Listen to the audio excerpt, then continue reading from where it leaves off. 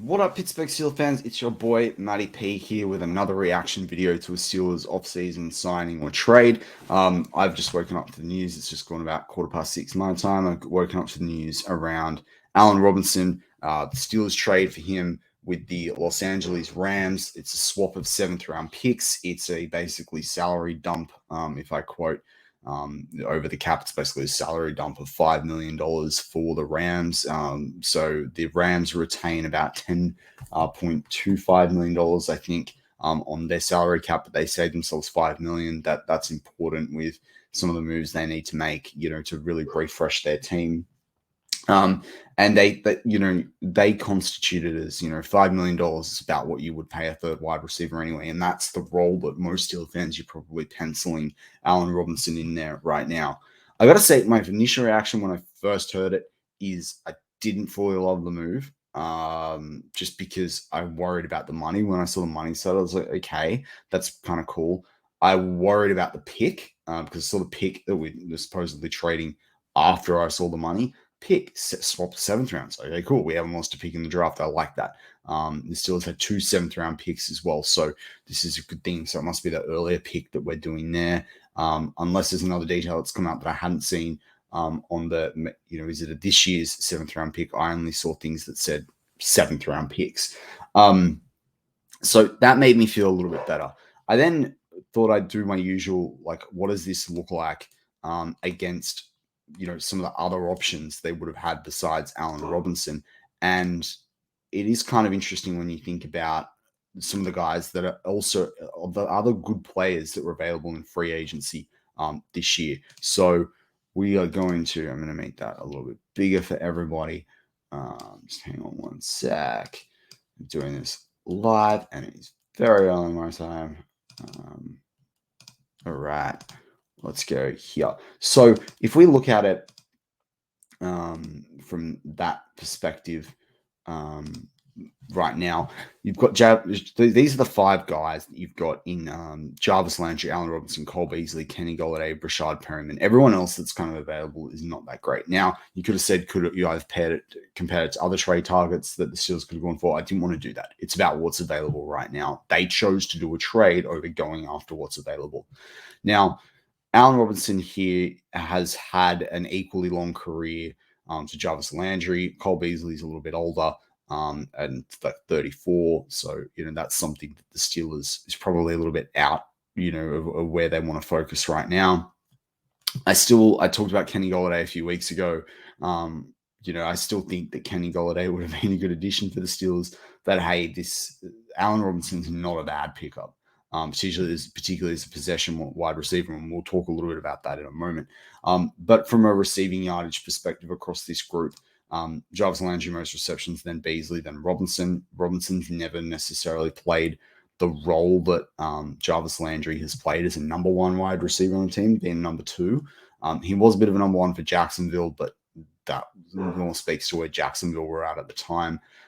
Cole Beasley's played more times in the league and more years, more seasons in the league. And also we're talking 28 receptions with 2 extra years. So it's not that marginal difference. But you see Allen Robinson's second on this list for the most amount of yards. That's really, really good. Has the most touchdowns. Again, so you're seeing, a really good statistical output there from Allen Robinson, which means that the Steelers can really lean on him as a third wide receiver. Yards per reception. This is where it goes down a little bit. And you got a guy that spread the field like Kenny Golladay. Brashad Perryman sort of became more of a deep ball guy in a lot of what he's done in his career. And Allen Robinson sort of sits in this sweet spot in the middle, a guy that's going to get you a first down. So that's a really good thing for this team. It takes probably some pressure off George Pickens in some of the ways they had to really rely on him in this past season. And that's not to say I don't think they'll still target him. That's not to say with Steelers fans we don't want Pickens to be targeted, but he's only going into his second year, and you want to be able to move him around the field. That's the key thing. He sort of talked about liking being moved around the field.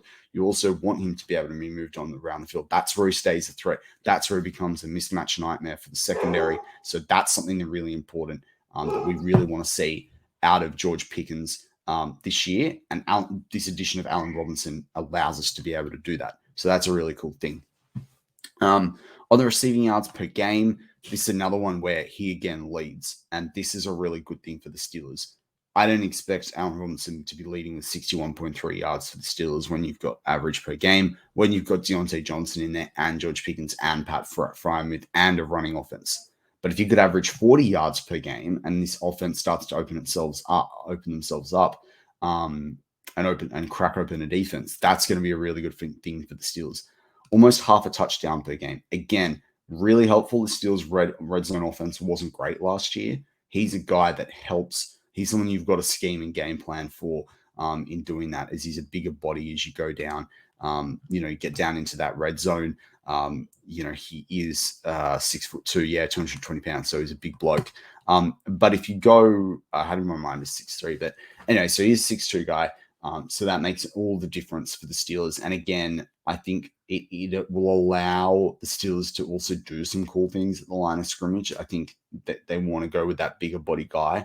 Now, a lot of people are going to immediately jump to the draft and say, well, actually, the good thing is that now Steelers don't have to target wide receiver in the draft. Correct. Not in the first 3 or 4 rounds. I wouldn't be surprised to see them still grab someone late. But this does take that pressure off and allows us to focus picks. Some people you'll hear over the next 24, 48 hours will say this allows the Steelers to trade some picks. I don't buy into that. I think the Steelers need to use every pick possible. I think that Steelers need to stay where they are and pick good players, or as the draft dudes like to say, draft good players. I really liked it. It's funny. I didn't love it when I first heard it. The more you get into it, you love it. And that's been a absolutely stereotypical piece to the Steelers offseason so far. Is you hear something, you're like, oh, you look into it. Ooh, that makes sense. You like that. And so that's kind of pretty cool. The other thing I would say too is that Allen Robinson has played in the playoffs. I think that's a good thing for the Steelers, a really good thing for the Steelers to have an experienced head in there. We talked about bringing veteran wide receiver in. Obviously, he won the Super Bowl with the Rams. They came back in that. So there's a level of resilience in a team that he's been part of. That excites me too. I think that's a really good thing for the Steelers in that regard. So you've got basically so far, before we go into a stats, you've got a possession wide receiver. You've got a wide receiver that's, can play that third wide receiver role, is a veteran, probably not expecting to be the 1 or number 2. If one of our guys goes down, which is something that Marky D and I have talked about on this channel heaps in our Mad Monday show and our TDU boys, if someone goes down, the Steelers don't have a backup there for a number 2 or number 1 spot, right? Well, they do, and Pickens could go number 1, but they don't have a backup for a number 2 spot. They get that in Allen Robinson. Big tick from me. Massive there. And then I just want to show you a little bit of Allen Robinson's stats, because there's a few interesting things in here. Number one, everyone that watches me and my shows knows that I love the AV side of things. He's got a pretty decent AV, for his career across 9 seasons of 53. Not too bad at all. Gives him an average of over 5. That's pretty good, particularly because he is not a first rounder. He's a second rounder. That's pretty good from that perspective. You look at overall catch percentage, it's 58.6, but he's going up there for some of those percentage catches. You also look at yards per game. We talked about that just before, 61.3. I talk about the touchdowns. He's had 43 in his career. Across 9 years, that's an average of about 4 or 5. You're certainly adding 5 when the backup at number 3 right now was Anthony Miller or Calvin Austin. And again, that leads me to one of the points I wanted to make too. This takes the pressure off Calvin Austin in what will be essentially his rookie year after redshirting with the injury. That's a good thing for the Steelers as well. That makes sense for the Steelers as well. So this trade makes more sense the more you talk about it, the more you think about it. And then a couple of the final things I wanted to wrap up with is broken tackles. I mean, that I thought that I was actually quite surprised. I thought this would be a bit more. But this also depends on how you're used. So he sort of had 5, and they've only been recording this since 2018 on Pro Football Reference when they started doing their advanced stats in different areas across offense and defense and passing. Obviously, passing is part of offense, but it's just they separate that out. But broken tackles hasn't had any last year, or only had 1 year before.